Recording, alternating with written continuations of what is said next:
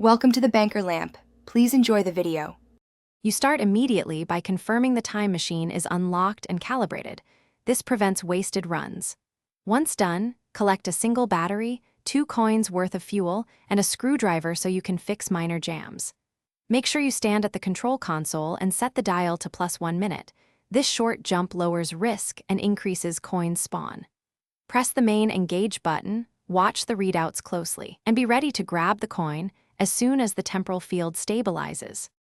You now manage the run, monitor the pulse gauge, and keep it between 40 and 60%. That stability window yields the first coin reliably.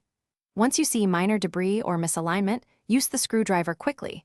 These small fixes prevent a full-time loop reset and save fuel.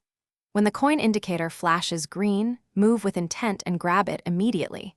Hesitation often lets it vanish. If you maintain calm and steady hands, you'll secure that first coin before the field cycles out. You finish by depositing the coin into the secure slot and confirming the registration and timestamp. This prevents duplicates and records ownership.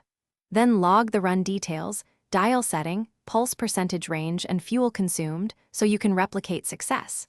If the coin didn't appear, reset the dial to +1 minute, swap in a fresh battery, and retry once more. Repeated resets waste fuel. One key troubleshooting tip: if the pulse never stabilizes, recalibrate the coil alignment before attempting another run. Thanks for watching. If this was helpful, leave a like and consider subscribing. See you next time.